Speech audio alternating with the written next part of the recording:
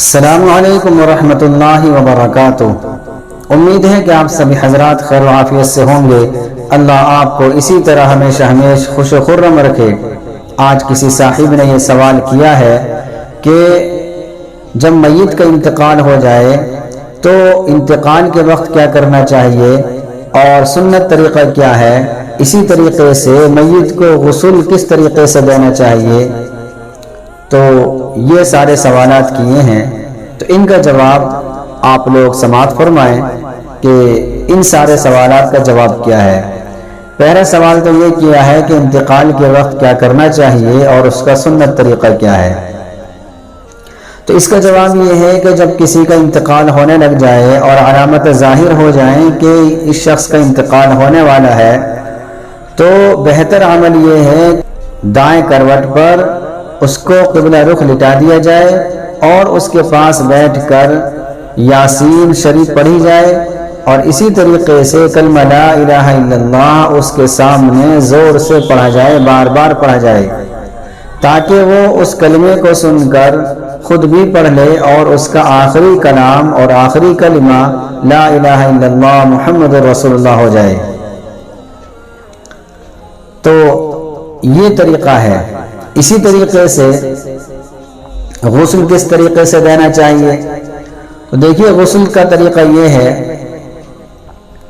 کہ جب غسل کے لیے اس کو تختے پر لٹایا جائے تو داہنی کروٹ پر اس کو لٹانا چاہیے۔ سب سے پہلے تو میت کو اپنے ہاتھ پر کپڑا لپیٹ کر استنجا کرانا چاہیے۔ جو میت ہے اس کو استنجا کرائے، لیکن اپنے جو غسل کرا رہا ہے وہ اپنے ہاتھوں پر کوئی کپڑا لپیٹ لے، پھر اس کے ذریعے سے استنجا کرائے، اور اس بات کا دھیان رکھنا چاہیے کہ شرمگاہ پر نگاہ نہ پڑے، اور میت کو نہلانے کے لیے جو اوپر سے کپڑا ڈالا جاتا ہے تو وہ کپڑا رنگین ہونا چاہیے۔ بعض لوگ سفید کپڑا ڈال دیتے ہیں، اور سفید کپڑے میں سے جب پانی چھنتا ہے تو پورا جسم نمایاں اور ظاہر ہو جاتا ہے، حالانکہ میت کی شرمگاہ کو نہیں دیکھنا چاہیے، بلکہ کسی کی بھی شرمگاہ کو نہیں دیکھنا چاہیے۔ اس لیے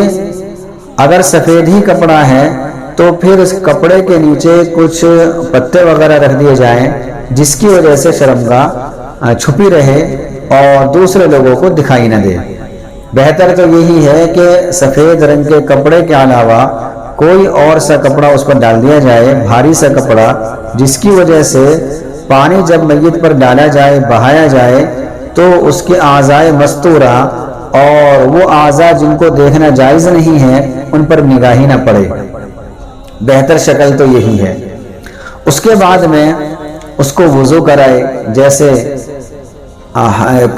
زندہ شخص وضو کرتا ہے نماز کے لیے، اسی طریقے سے اس کو وضو کرائے۔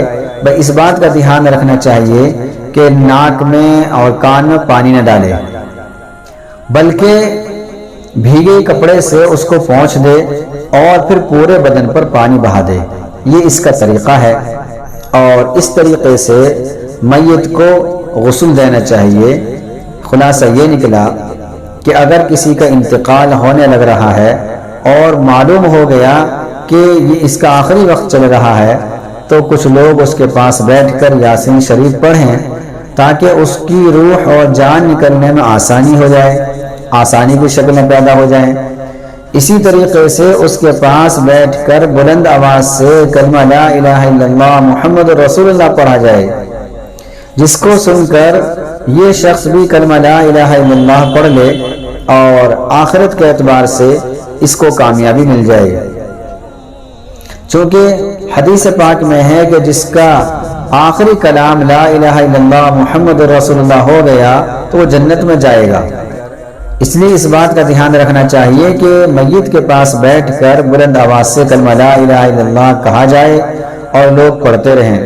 لیکن اس کو اس بات کا حکم نہ کریں کہ تو بھی کلمہ لا الہ الا اللہ پڑھ لے، اس لیے کہ ہو سکتا ہے کہ وہ اس وقت کی پریشانی کی وجہ سے، چونکہ جب انسان کا آخری وقت ہوتا ہے تو اس کو بہت زیادہ تکلیف کا سامنا کرنا پڑتا ہے، اور شیطان بھی اس کو ورغلاتا ہے۔ شیطان کی کوشش یہ رہتی ہے کہ یہ بندہ اور یہ اللہ کا بندہ یہ کیسے ہی اللہ کا انکار کر کے دنیا سے جانے والا بن جائے۔ کہیں ایسا نہ ہو کہ آپ اس کو کلمہ لا الہ الا اللہ کہنے کی تلقین کریں اور اس سے کہیں کہ تو کلمہ لا الہ الا اللہ پڑھ لے، اور وہ اسی حال میں ہو اور وہ تمہاری اس بات کا انکار کر دے اور کہہ دے کہ میں کلمہ لا الہ الا اللہ نہیں پڑھ رہا،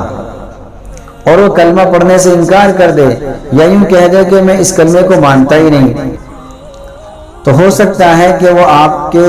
اس کہنے کی وجہ سے کلمے کا ہی انکار کر دے، یا اللہ کے وجود کا انکار کر دے، یا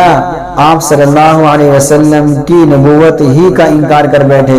تو پھر ہمیشہ کے لیے اس کے لیے نقصان کی بات ہو جائے گی۔ اس لیے